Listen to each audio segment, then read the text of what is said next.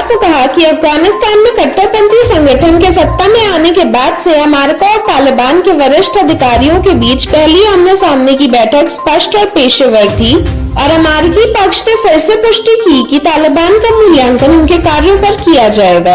विदेश विभाग के प्रवक्ता नेड प्राइस के अनुसार अमेरिकी प्रतिनिधिमंडल ने सुरक्षा और आतंकवाद की चिंताओं के साथ साथ अमेरिकी नागरिकों, अन्य विदेशी नागरिकों और अफगानों के लिए सुरक्षित मार्ग के साथ साथ मानवाधिकारों पर ध्यान केंद्रित किया, जिसमें सभी पहलुओं में महिलाओं और लड़कियों की सार्थक भागीदारी शामिल है। उनके अनुसार दोनों पक्षों ने संयुक्त राष्ट्र अमेरिका के महत्वपूर्ण मानवीय सहायता के प्रावधान सीधे अफगान लोगों के बारे में भी बात की। एक बयान में प्राइस ने कहा, चर्चा ईमानदार और पेशेवर थी। अमेरिकी प्रतिनिधिमंडल ने जोर देकर कहा कि तालिबान का आकलन उसके कार्यों पर किया जाएगा, न कि केवल उसके शब्दों पर। एनसीबी द्वारा अपना जवाब प्रस्तुत करने के बाद मुंबई सत्र अदालत ने बुधवार को बॉलीवुड अभिनेता शाहरुख खान के बेटे आर्यन खान को सुनने के लिए सहमति दे दी है। ड्रग्स एंड क्रूज मामले में गिरफ्तार होने के बाद उन्हें शुक्रवार को मुंबई की एक अदालत ने जमानत देने से इनकार कर दिया था। गुरुवार को मुंबई की एक मजिस्ट्रेट अदालत ने आर्यन और 7 अन्य को 14 दिनों की न्यायिक हिरासत में रखने का आदेश दिया था। 2 अक्टूबर की रात को एनसीबी के एक दल ने कॉर्डिलिया क्रूज जहाज पर एक कथित नारकोटिक्स पार्टी का भंडाफोड़ किया जो गोवा के रास्ते में था। 4 अक्टूबर को आर्यन खान, अरबाज सेठ मर्चेंट, मुनमुन दमेचा, विक्रांत चोकर, स्मीत सिंह, नुपुर सारिका, गोमित चोपड़ा और मोहक जायसवाल मुंबई के एस्प्लेनेड कोर्ट में पेश हुए, जहां उन्हें 7 अक्टूबर तक राष्ट्रीय अपराध ब्यूरो की हिरासत में रखा गया। इन्हें 3 अक्टूबर को क्रूज शिप नारकोटिक्स बस्ट के सिलसिले में गिरफ्तार किया गया था। बॉलीवुड के महानायक अमिताभ बच्चन ने पान मसाला ब्रांड के एक विज्ञापन से खुद को अलग कर लिया है। साथ ही उन्होंने बताया कि इसके प्रचार के लिए उन्हें जो राशि मिली थी उन्होंने उसे भी वापस कर दिया है। एक पान मसाला ब्रांड के प्रचार के लिए 79 वर्षीय अभिनेता को आलोचनाओं का सामना करना पड़ रहा है। उनके कई प्रशंसकों ने इसको लेकर निराशा जाहिर की थी। अमिताभ बच्चन कार्यालय की ओर से जारी एक ब्लॉग पोस्ट में रविवार रात बताया गया कि वह अब इस प्रचार से जुड़े हुए नहीं है। पोस्ट में कहा गया, इस विज्ञापन के प्रसारण के कुछ दिन बाद बच्चन ने ब्रांड से संपर्क किया और पिछले सप्ताह इससे अलग हो गए। बच्चन जब इस ब्रांड से जुड़े थे तो उन्हें पता नहीं था कि यह विज्ञापन प्रतिबंधित उत्पाद से संबंधित विज्ञापन के तहत आता है। पोस्ट में बताया गया कि बच्चन ने अनुबंध खत्म कर दिया और प्रचार के लिए मिली राशि को वापस कर दिया। पिछले महीने गैर सरकारी संगठन राष्ट्रीय तंबाकू उन्मूलन संगठन ने बच्चन से अपील की थी कि वह पान मसाला ब्रांड को बढ़ावा देने वाले विज्ञापनों का हिस्सा न बने। लखीमपुर खीरी हिंसा मामले में एक दूसरी प्राथमिकता दर्ज की गई है, जिसमें आरोप लगाया है कि कृषि कानून के प्रदर्शनकारियों के बीच बुरे तत्वों ने भाजपा अधिकारियों पर हमला किया। हालांकि किसानों को कुचलने का कोई उल्लेख नहीं है। दूसरी प्राथमिकी में केवल एक अज्ञात दंगाई की पहचान की गई है और उस पर अन्य बातों के अलावा आईपीसी की धारा 302 और 324 का आरोप लगाया गया है।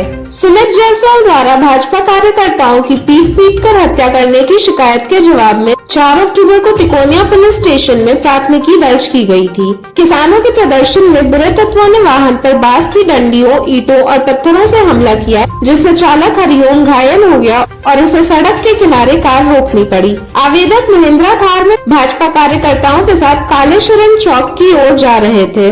वाहन चालक हरिओम और मेरा एक दोस्त शुभम मिश्रा प्राथमिक अतिथि का स्वागत करने जा रहे थे। केंद्रीय गृह राज्य मंत्री अजय मिश्रा टेनी के बेटे आशीष मिश्रा को शनिवार रात 10:50 बजे गिरफ्तार किया गया था और रविवार दोपहर करीब 1 बजे 12 घंटे की पूछताछ के बाद लखीमपुर जेल भेज दिया गया था। पुलिस के अनुसार आशीष मिश्रा की गिरफ्तारी 3 अक्टूबर की घटनाओं के बारे में पूछे गए सवालों का जवाब देने की अनिच्छा के कारण हुई थी। 3 अक्टूबर को जिले के तिकोनिया क्षेत्र में एक विरोध प्रदर्शन के दौरान हुई हिंसा के परिणाम स्वरूप 8 लोगों की मौत हो गई थी।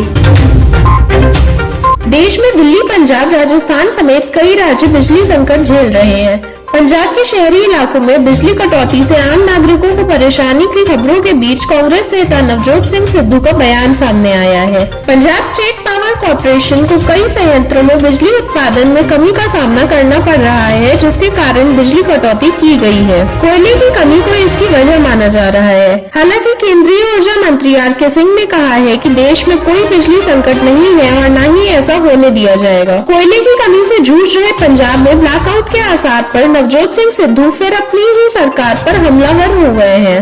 सिद्धू ने कहा है कि 30 दिनों का कोयला स्टॉक नहीं करने वाले निजी थर्मल प्लांटों पर जुर्माना लगाना चाहिए। साथ ही सिद्धू ने सरकार को नसीहत देते हुए कहा कि अब निजी थर्मल प्लांटों पर निर्भरता कम करते हुए मुख्यमंत्री को तेजी से सोलर बिजली खरीद के समझौते करने चाहिए। पंजाब में बिजली के मुद्दे पर इससे पहले भी नवजोत सिंह सिद्धू मुखर रहे हैं। उन्होंने हमेशा ही भाजपा और अकाली सरकार के निजी बिजली खरीद समझौतों को रद्द करने की वकालत की है। कैप्टन जब मुख्यमंत्री थे तब सिद्धू ने समझौतों को रद्द नहीं करने के लिए उन्हें जिम्मेदार ठहराया था। अब कैप्टन नहीं है तो नए मुख्यमंत्री चरणजीत सिंह चन्नी सिद्धू के सवालों से घिरते नजर आ रहे हैं। इससे पहले नवजोत सिंह सिद्धू ने कहा था कि आम लोगों को जो बिजली 3 से 5 रुपए यूनिट मिलनी चाहिए थी, उसके लिए वो 11 रुपए प्रति यूनिट चुका रहे हैं। इन दिनों पंजाब में थर्मल प्लांटों में कोयले संकट उत्पन्न हो गए हैं। इसका सीधा असर बिजली उत्पादन पर पड़ रहा है। बिजली संकट के बीच रविवार को फिर सिद्धू सरकार पर हमलावर हो गए। उन्होंने ट्वीट कर निजी बिजली खरीद समझौतों पर कहा है कि सरकार को इन समझौतों की निगरानी और निपटने की तैयारी करनी चाहिए। उन्होंने लिखा है कि नियमों की अवहेलना करने वाले थर्मल प्लांटों के खिलाफ सरकार को जुर्माने की कार्रवाई करनी चाहिए। उन्होंने सरकार को सोलर बिजली खरीदने पर भी जोर दिया है।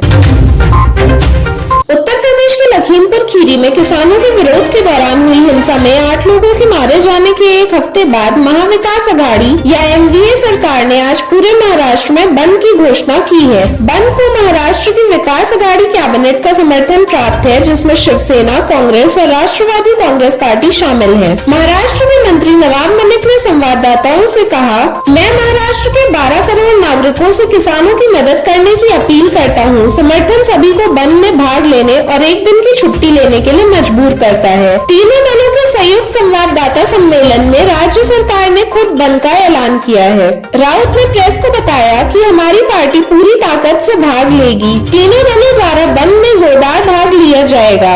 लखीमपुर खीरी में जो हुआ वह संवैधानिक हत्या, कानूनी उल्लंघन और देश के किसानों की हत्या की साजिश थी। किसान हत्याओं के विरोध में महाविकास अघाड़ी सरकार के बंद के आह्वान के समर्थन में FRTW के अध्यक्ष वीरेंद्र शाह ने रविवार को एक संशोधित बयान में कहा, शिवसेना और पार्टी के अन्य अधिकारियों के अनुरोध पर हमने शाम 4 बजे तक स्टोर बंद रखने का फैसला लिया है। ट्रेडर्स यूनियन ने पहले कहा था कि वे केवल कोविड-19 के प्रकोप के कारण समय समय पर लॉकडाउन के बाद काम पर वापस आ रहे हैं और बंद का उनके राजस्व पर नकारात्मक प्रभाव पड़ेगा। लॉकडाउन के कारण हमने पिछले 18 महीनों में बहुत सारा पैसा खो दिया है। हमारा कारोबार धीरे धीरे सुधर रहा है। आइए हम त्योहारों के मौसम के बीच में अपना व्यवसाय शांति पूर्वक करें। जब लोग खरीदारी करने के लिए बाहर आने लगे हैं, हम खुदरा उद्यमों को खुला रखने के लिए सरकार से गुहार लगा रहे हैं। हमें उम्मीद है कि व्यापार मालिकों को अपने दरवाजे बंद करने के लिए मजबूर नहीं किया जाएगा।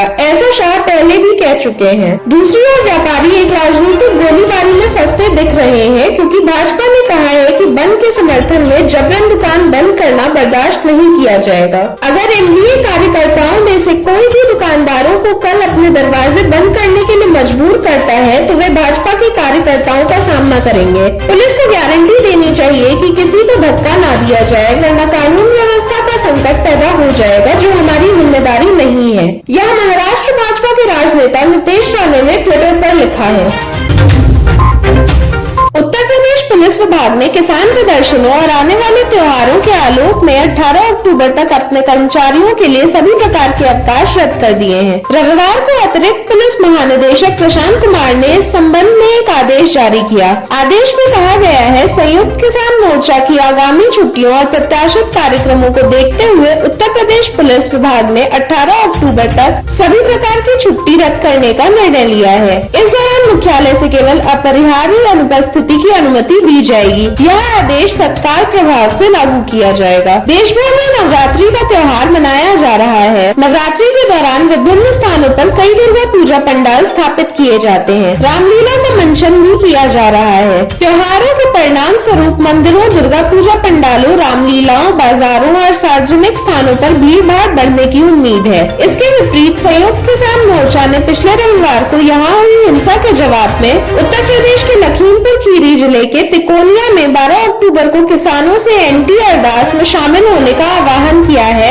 जिसमें 4 लोगों सहित 8 लोगों की मौत हो गई है। एसकेएम ने 12 अक्टूबर की शाम को कैंडल मार्च निकालने का भी आह्वान किया। दशहरा के अवसर पर 15 अक्टूबर को प्रधानमंत्री नरेंद्र मोदी, केंद्रीय गृह मंत्री अमित शाह और स्थानीय नेताओं के प्रतिनिधित्व के रूप में भारतीय जनता पार्टी सरकार का प्रतिनिधित्व करने वाले पुतले जलाए जाएंगे। 18 अक्टूबर को सुबह 10 बजे से शाम 4 बजे तक देश भर में रेल रोको विरोध प्रदर्शन किया जाएगा। इस संबंध में अपर पुलिस महानिदेशक प्रशांत कुमार ने सभी जोनल अपर पुलिस महानिदेशकों, पुलिस आयुक्तों, क्षेत्रीय पुलिस महानिरीक्षकों, पुलिस उप महानिरीक्षकों, जिला पुलिस प्रभारी और पुलिस अधीक्षकों, रेलवे को निर्देश दिया है। पुलिस कर्मियों को 18 अक्टूबर तक छुट्टी नहीं देने का आदेश है। लखीमपुर खीरी हिंसा ने 3 अक्टूबर को 4 किसानों सहित 8 लोगों की जान ले ली। केंद्रीय गृह राज्य मंत्री अजय मिश्रा टेनी के बेटे आशीष मिश्रा 3 वाहनों के साथ किसानों के अलग होने के समय पहुंचे। विभिन्न किसान संघों के एक छत्र निकाय एसकेएम के अनुसार हेलीपैड पर अपने विरोध से तितर-बितर हो रहे थे और किसानों को कुचल रहे थे।